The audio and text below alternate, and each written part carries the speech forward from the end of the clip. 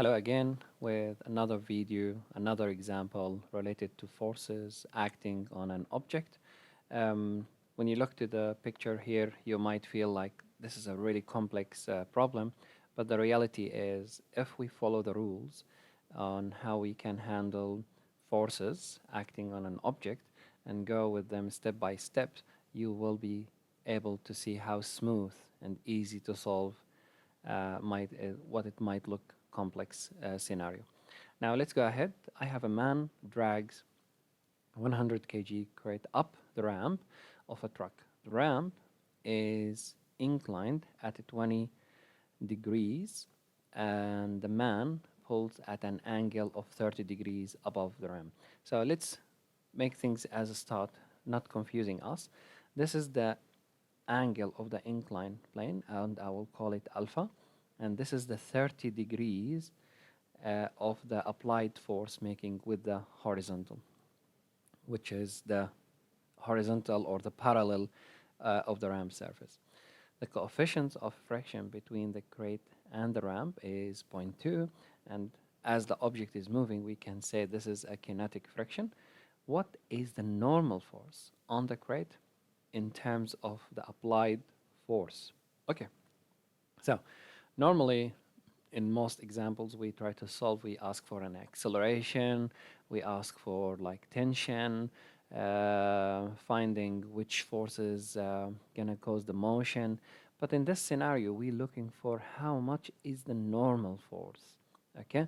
And it's gonna be as an expression, the answer is gonna be as an expression uh, for the applied force F, okay?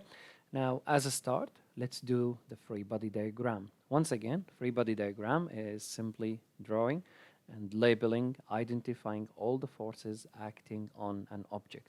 So for this one, this is the box. I will have as a start, this is my normal force. Definitely we have the mass times the gravity acceleration, which is the weight of the box, going to the center of the earth. And we know we can find the component of this one, and it will be mg cosine alpha, and it will be here mg sine alpha. Okay, that's good. We're not done yet because we do have another force acting on the object, which is the force generated by the man. And this one, if we can say, all right, I have x and y, that will be, let me change the color, might help more. I will have the applied force times cosine theta, and I will have also perpendicular on the inclined surface, the applied force sine theta. These all the forces, and we don't need to forget that we do have friction and it's kinetic friction. Now these all the forces acting on the object, or what we call the free body diagram. Now let's focus on the question asking me to find the normal force. When I look to the normal force, it's located vertically on the on the inclined surface, or it says located on the y-axis.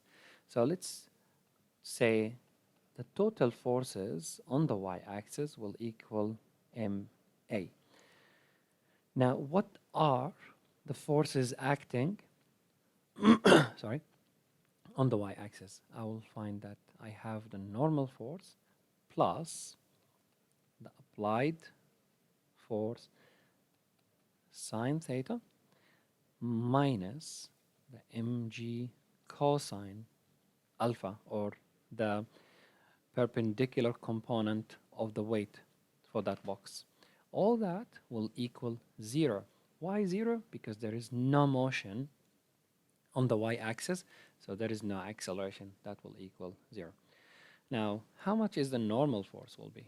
Simply, the normal force will equal, let's move everything to the other side. It's going to be mg cosine alpha minus the applied force sine theta. Now we know how much is the mass. It's 100. Sorry, let's fix this one.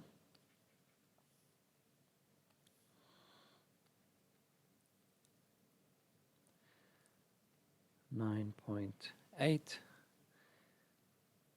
cosine 20 degrees minus sine 30 degrees. And that will be multiplied by the applied force, which we don't know. Sorry, how much is it? Simply, we just do the calculation and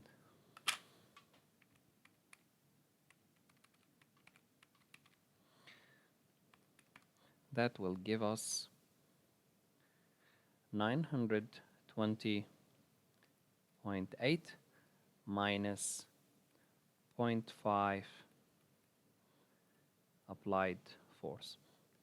That will be the normal force on the crate in terms of the applied force. So if we have the applied force, simply you're just gonna put the number, multiply it by 0.5, subtract it from the 920, and you will find how much is the normal force on this box. Okay, I hope you find this video useful, and I'll see you again with another video. Thank you.